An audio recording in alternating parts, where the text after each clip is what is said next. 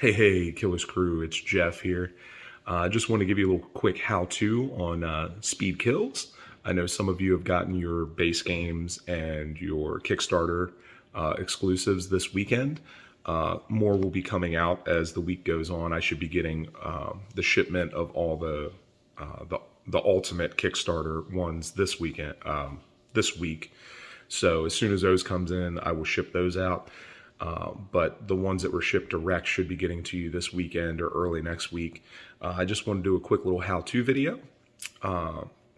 So the printer issues got fixed, so you guys will get it on time now, which is great for us and good for you. So there you go. Don't worry about it. It is all correct and everything was fixed. So quick little how-to on speed kills. Let me just flip the camera. All right, there we go. There's the table, the board, the setup. So for those of you that just got the base game, you will not get the killer guides. Those will have to be printed off our website. There is a PDF on there under the rules and downloads tab. So go to that tab, you will find it under Speed Kills Killer Guide, and you'll be able to print that off, and then you will have these little guides. So they will control, and they'll mark your health, your power, and your elusiveness. You can use whatever kind of counters you want on that. You can use a penny, you can use a button, whatever you have lying around to track that. Or you could use a D10 if you have a bunch of dice around. You can use that to track your health, your power, and your elusiveness. Completely up to you. These boards and meeples were offered in the upgraded packages for the Kickstarter. So to start out, you're going to take the 10 killer cards or 12 killer cards because they were all unlocked in the Kickstarter exclusive, which is funny because I don't even have the extra 2 killers yet. I didn't even order them for myself. So what you're going to do is you're going to take those, you're going to shuffle those up, and you're going to deal 1 to each person. So on my side, I have Ted Bundy. On the other side, there is Ed Kemper. So what you're going to do is you're then going to look through the deck. You're going to separate out all of the win conditions, and you're going to pick out Kemper's and Bundy's win conditions. So for Kemper, you have Kemper's head on a stick. That would go into the draw pile. You also have Kemper's 22, which is already in there. And then you have Bundy's Volkswagen Beetle, which would go into the draw deck, as well as Bundy's Crowbar.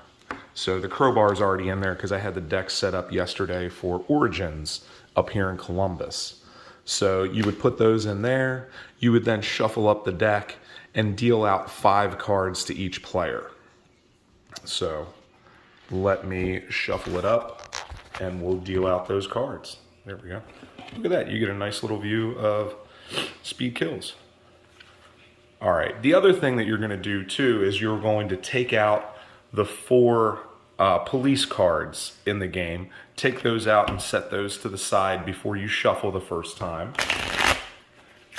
because you're going to need those later on.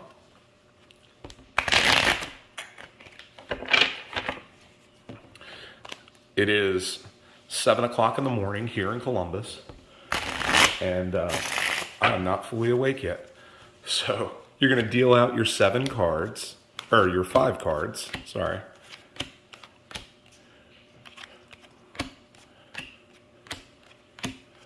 All right. And then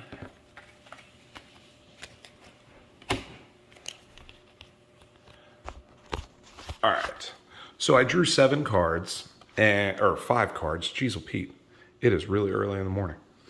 So in my hand, I've got 1 victim.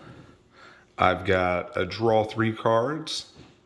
So that card is going to hit me on the first turn, and I'm going to have to draw 3 cards, which kind of sucks, but it's good for the beginning of the game. So I've got another victim, a 3rd victim, and then I got Kemper's head on a stick. So before gameplay starts, we'll look at the other person's hand too. They got 1 victim. Oh, they got Calling a Hot Tip. That's a great card, especially to have on the beginning turn. Good. They got a handgun.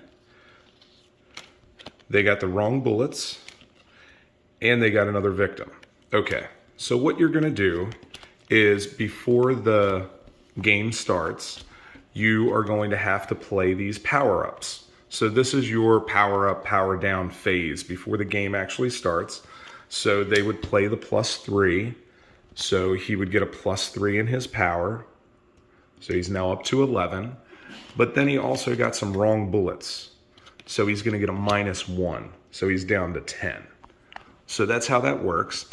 The victims that you have in your starting hand, you can hold those and play those at any time. Those are your trapped victims. Those victims are trapped, locked in your basement, whatever you want to call it. But you can play those at any time because you may start out and you may not have enough power to kill those victims. So you want to hold those in your hand until you do have enough power to do that. Whereas the victims that you will draw from the draw pile, those will be victims that must be captured and killed immediately. You'll have to deal with them and resolve that as soon as you draw them. So the ones in your hand can stay there until you're available to use those. So for my hand, I'm gonna have to play Kemper's Head on a Stick. Sorry about the shaky camera, I only got 2 hands. So I'll have to play Kemper's Head on a Stick right away because it is the win condition of Ed Kemper and not of Ted Bundy, who I have. So that card will get played and I won't have to draw on my first turn. So then at that point, you're going to take the 4 law enforcement cards. The now first phase of power-ups and power-downs is over because we did all of that. That happens before gameplay starts. And now you would add the 4 police back to the deck. You would shuffle the deck and then you would begin gameplay. So whoever starts first, for the sake of this how-to, I will start first. So it would be my turn, and Ted Bundy has a 6 in power. So I would start out by killing the people in my hand or using cards in my hand. So I would kill her, I would kill her, and I would kill that gentleman there. So Ted Bundy drops all of those cards, but only 2 of them count to Bundy's win condition, right? Because Bundy has to kill 4 women to win the game. So I would kill both of those women. I have 2 women towards my win condition.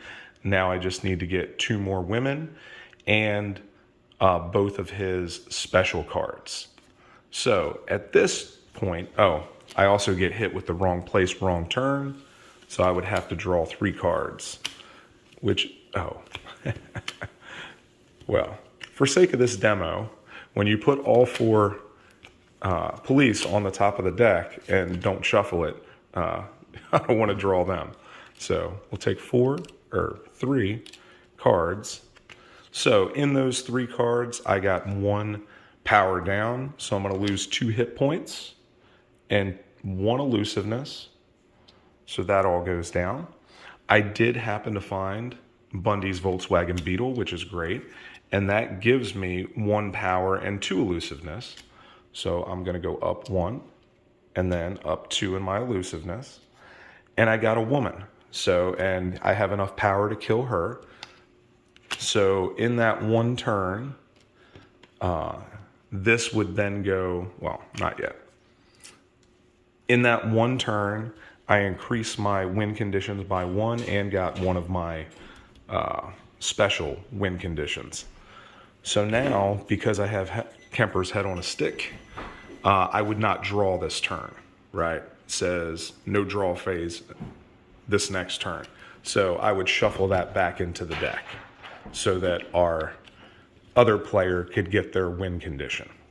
So that is the basic turn. Typically, I would draw at the end of the turn, but since I had his head on a stick, I don't draw anything. So it goes back into the deck, and it would be the other player's turn. So let's see. Kemper would play his, kill that gentleman there, and he would kill this child. And then he's got 1 card left. He's got Calling a Hot Tip, but this one is really good to hold until the end of the game to really take somebody else out, right? So they would probably hold that. So Kemper's turn, pretty much over. He doesn't have any win conditions. He doesn't have any victims that count towards his win condition because Kemper has to kill women. So then Kemper would end his turn by drawing a card. And he happened to get a man whose power is, or his health is 6, but Kemper's power is 10. So this man would be dead as well. And then the turn would go on. It would come back to Bundy, and I would draw a card. Or are these mine? Nope, I don't have any cards for my hand. So Bundy would then draw a card, and I get a child. And Bundy's power is 7, so the child would die too. But it doesn't count towards his win condition, so it just goes back in the draw pile. So play continues like that until somebody either ends up out of the game because they drew the shootout with the fuzz card, or they meet all their win conditions and win the game. So it's either meet your win conditions or don't get killed by the police, or get killed by any of the victims. So if you were to get a victim that had his health higher than your power, that victim would get away. So if that victim gets away, you would lose 1 health and 1 elusiveness. Now, if you were to draw one of the police and your elusiveness is not higher than their power, because this is J. Edgar Hoover, his power is a 6, and let's say Bundy's elusiveness was a 5. He would not get away, and he would go directly to jail. The game would be over for Bundy. Now, if Bundy's power is 7, he would get away from J. Edgar Hoover, but because J. Edgar Hoover has a +2, he would lose 3 health and 3 elusiveness. So now next time, it would not be as easy to get away because, J. Edgar Hoover has already got the scent. So that's how that works.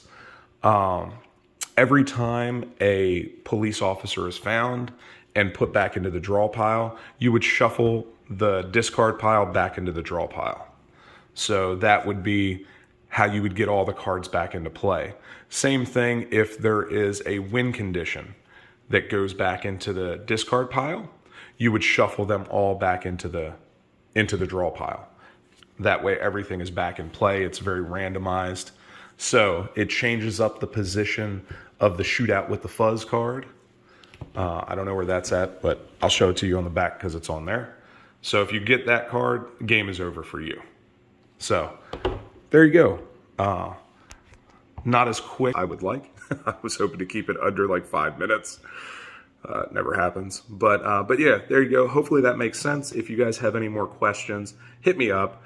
I'm always here to answer questions and figure it out. I am at a convention this weekend, so it may take me a little time to get back to you, being on the convention floor.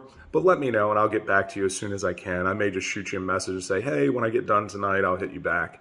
But just let me know. I'm always here to help. Hope you guys love it and have a lot of fun playing it. I know that we do. The expansions and everything are up on the website now. So if you missed out during the Kickstarter and you want to get the expansions, go on there and just get them. They're available on there. I have not put up the upgraded pieces yet, but those will go up probably next week. So if you decide that you want the premium boards and the premium meeples, you'll be able to buy those separately, as well as the boards and stuff for Here Comes the Popo and Gather the Flock. I haven't put those up yet. So those are coming soon.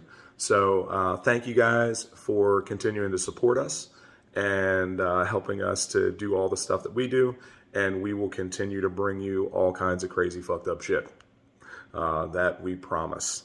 So if you see the shirt, that is the beginnings of Killer's Hunting Grounds. That's our Gacy stand miniature that'll be coming out. And yeah, I've been working on that hard. So we have gotten about 30% of it done.